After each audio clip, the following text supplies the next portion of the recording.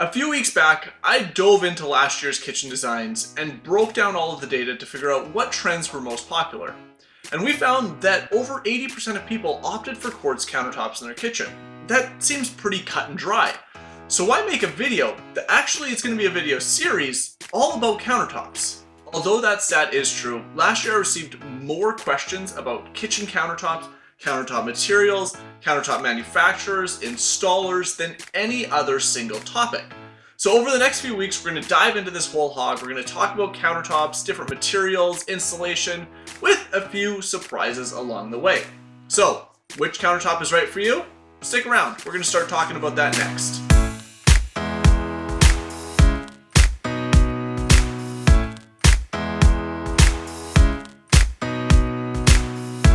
Welcome back to the channel, everybody. So that last question I posed can be rather loaded and a difficult one to answer, considering a lot of the different material choices have overlapping benefits and downsides, and even quality can range quite a bit amongst each individual material. This video is going to look at kitchen countertops in sort of a broad, holistic type view, and we're going to break it down into 5 topics for today. Look at appearance, your particular lifestyle, their maintenance required, their environmental impact, and lastly, budget. So this video is probably going to wind up a little bit on the longer side. And if you're not interested in any particular section or just want to jump around a little, all the chapter links are listed down in the description below. So first off, let's dive into look and appearance.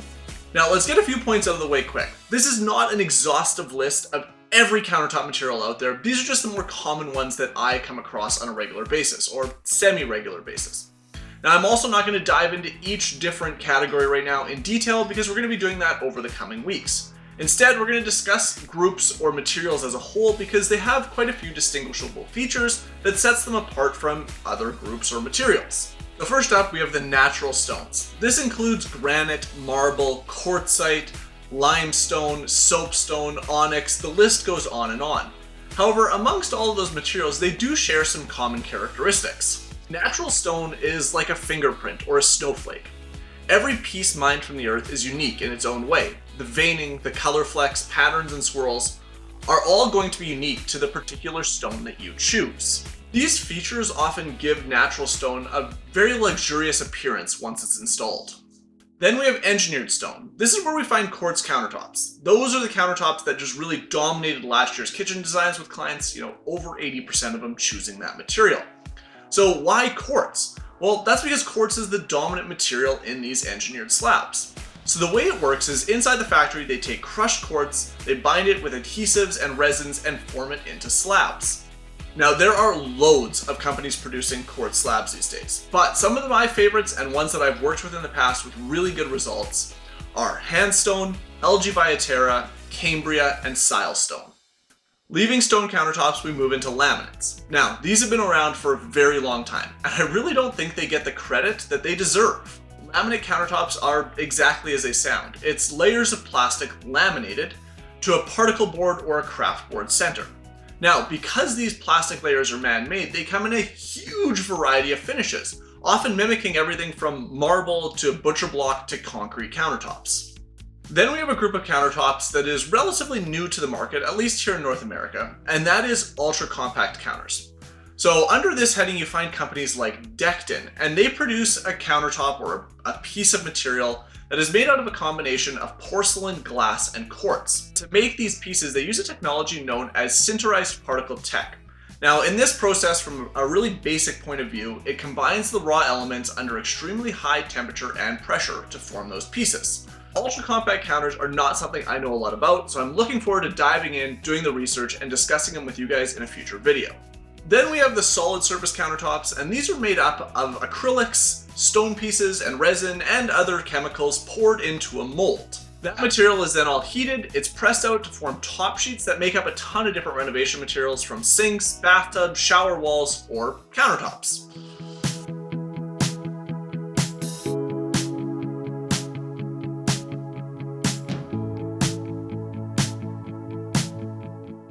At number 6, we have wood countertops, and the most common one we see under this heading is Butcherblock counters. Now traditionally, Butcherblock counters were made from end grain pieces of wood, so much smaller pieces, whereas today we find long running pieces included as well. However, Butcherblock is not the only type of wood countertop available. There is also things like bamboo countertops, which I've worked with in the past and really quite like. No matter what type of wood countertop you opt for, whether it's reclaimed, Butcherblock, or bamboo, they add a rustic aesthetic to your space and really an undeniable warmth to the kitchen overall because they give you that natural wood tone. Then we have porcelain countertops. Now, this is another material that we're starting to see more and more outside of just the tile world. Porcelain is a vitrified pottery material that can be opaque or somewhat translucent. It's made from heating a mix of powdered china stone and china white clay, also known as kaolin. I think that's how you pronounce it, kaolin. Someone correct me if I'm wrong. Now, when porcelain slabs are manufactured for use in countertops, they're coated with a pigmented glaze. And this is to give them a contemporary aesthetic appeal that mimics that of natural stone like marble or granite.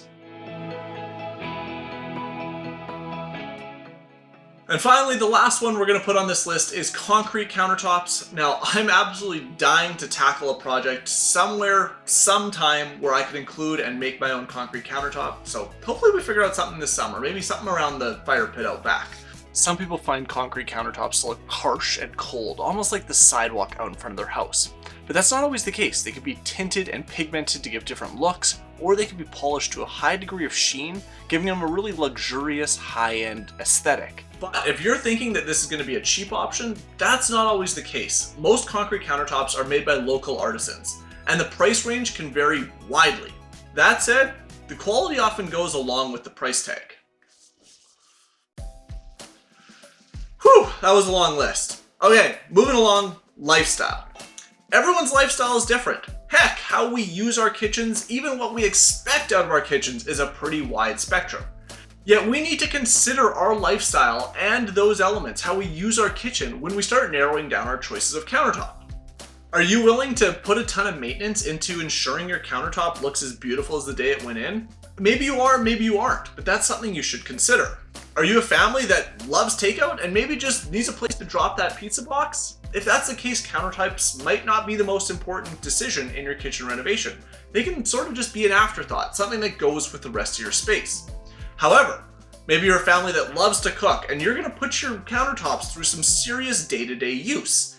In that case, you're probably going to want something that's easily cleanable, it's durable, it's non-porous, giving you a surface that you can work on reliably day in and day out.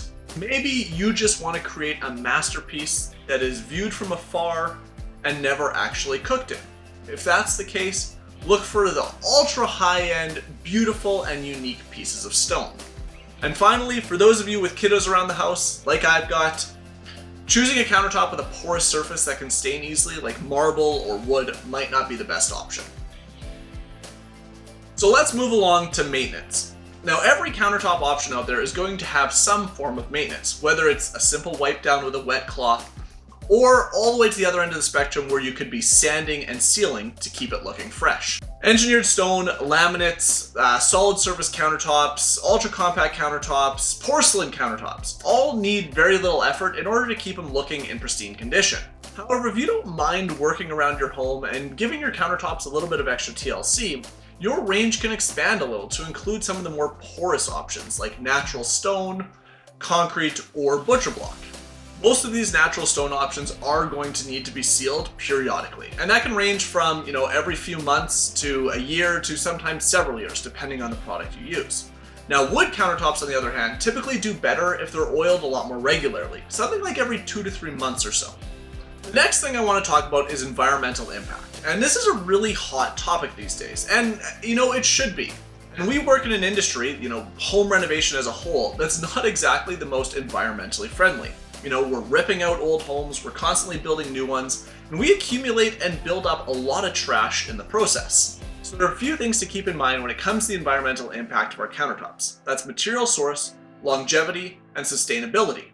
So here's a few examples. Let's start with Butcherblock. Although it's typically made from offcuts of material, it does still require continual logging and lumber production in order to get those, especially because it's typically from slow-growing trees like oak. This is also why we see a lot more veneered Butcherblock these days with a particle board center. It just requires a lot less wood. Now, if you're looking for an alternative in that wood category, think of something like a bamboo countertop. It is fast-growing and an easily sustainable source of material. Engineered quartz is often seen as a more eco-friendly option over natural stones, because quartz is one of the most abundant materials on Earth, making up roughly 12% of the Earth's crust. It also doesn't require the same mining operations as removing natural stone slabs. In addition, you don't need to continually seal it every few years throughout its lifespan, making it a great eco-friendly choice for your kitchen. Finally, two options that we are not going to spend a lot of time talking about just simply due to popularity is recycled glass countertops and stainless steel countertops. However, if you are looking for an eco-friendly product, these typically fit the bill because they are often made from greater than 50% recycled material, they can last for decades, and they don't need continual sealing or treatment at any point. Now, as I mentioned, I don't have a plan to discuss these in depth. However, if it is something you do want to talk a little bit more about, let me know down in the comments below and I'll try and work it in some way or another. And finally, we have budget. There are very few of us out there tackling a renovation without some sort of budget in mind. While this can be highly subjective, especially depending on the quality of the material, they typically can be grouped into a low, a mid, and a high budget category. In the high-end category, you'll find most of the natural stones, much of the quartz that is produced nowadays, and the ultra-compact countertops. But you might also find some of the porcelain options and concrete options in there as well. In that middle tier, we have the remaining quartz, porcelain, and concrete options, as well as solid surface countertops and some of those wood products out there. And finally, that lower tier, you'll typically find the laminates and many of the cheaper Butcherblock options. All of that being said, it is important to remember that just because one material or another falls into a high or a low category of the budget, doesn't make it better or worse than another choice. All of these countertop options come with their pros and cons, and we're going to dive into them over the coming weeks. For now though, we're going to leave it at that. I think that's enough material for one day. If there's anything you do want to see in this series over the coming weeks or anything you want discussed in any particular manner, make sure to leave me a comment down below and I will do my best to fit it in. Thanks a ton for watching this week's video, guys, and we'll see you in the next one.